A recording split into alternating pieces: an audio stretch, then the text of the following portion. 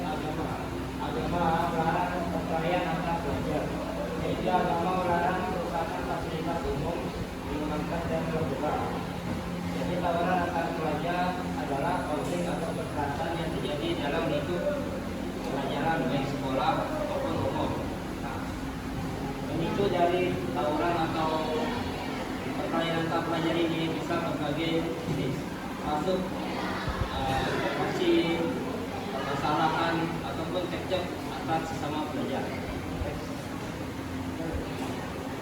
Dan berikut adalah cara mencegah perkelahian pelajar. Pertama adalah memberikan penyuluhan pada sekolah tentang dampak tawuran. Nah, jadi sekolah ini harus tahu bagaimana cara mengatasi siswa yang sering tawuran, baik itu jadi korban ataupun pelaku. Yang kedua adalah mendirikan pos keamanan siswa, yaitu sekolah mendirikan pos yang dimana jika ada suatu titik-titik yang menjadi istilahnya sering terjadi tawuran lah, maka sekolah harus dapat menghindari tawuran di daerah seperti itu. Yang selanjutnya adalah melakukan komunikasi dengan orang tua siswa, guru dan masyarakat. Tentunya adanya perkelahian antar pelajar bukan hanya karena siswa, tapi juga karena dampak sosial, lingkungan ataupun dampak dari pergaulan dari lingkungan mereka. Maka dari orang tua maupun guru harus lebih dapat membimbing siswanya. Dan yang terakhir adalah membuat pengetahuan dalam konteks agama ataupun menemukan hal yang tepat. Karena jika kita iman kepada Tuhan ataupun mensiapkan diri, maka segala hal buruk tidak mungkin terjadi. Ini akan dijelaskan oleh selanjutnya ada beberapa dampak dari perkelahian antar pelajar. Yang pertama ada cedera yang serius dan kematian.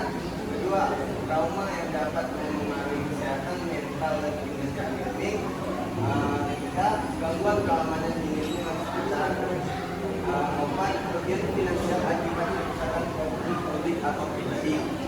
Yang kelima, rusaknya hubungan antar siswa. Yang keenam, perilaku bullying, diskriminasi dan eksklusi sosial.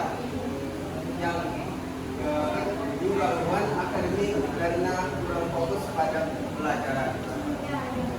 Berikut adalah foto contoh pelajar perkelahian antar pelajar.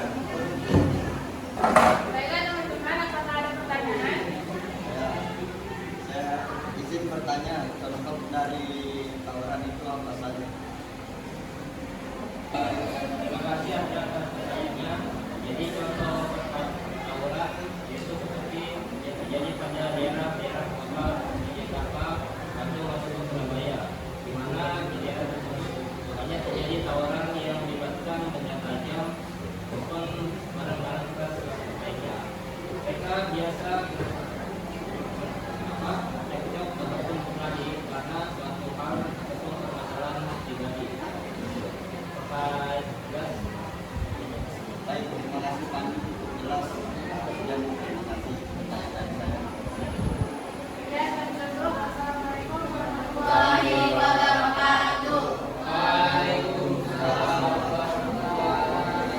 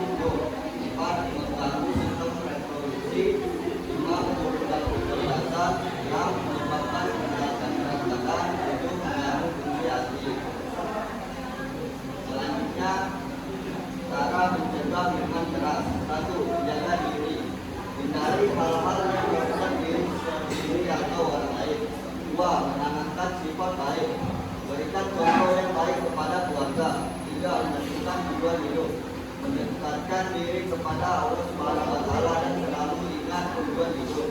4.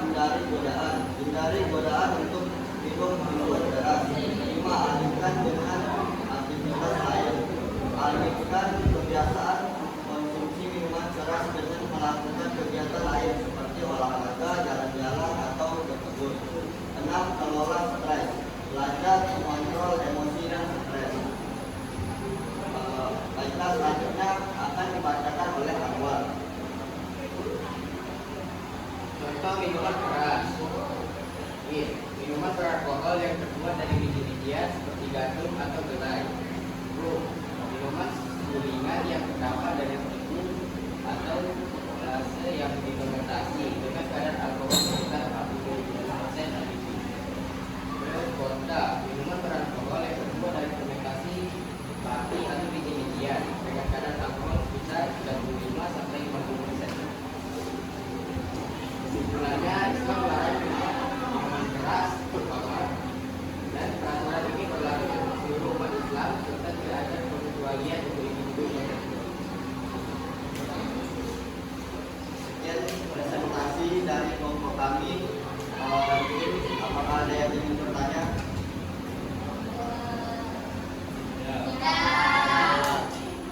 Baik, sekian dari kelompok kami.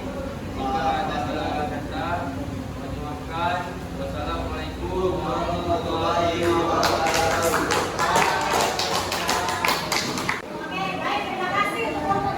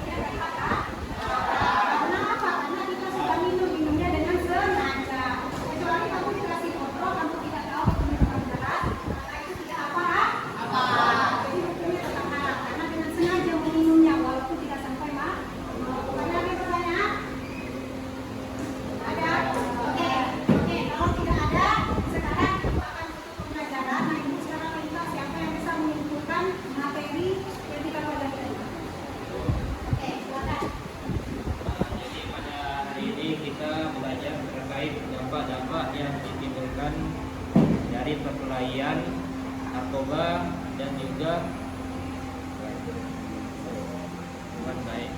Nah, dari dampak-dampak yang dihasilkan dari ketiga hal tersebut, kita sebagai siswa sudah sebaiknya dapat menghindari hal-hal tersebut, karena kita siswa dibekali oleh pikiran yang dimana kita dapat mengetahui mana yang boleh kita lakukan dan tidak boleh kita lakukan.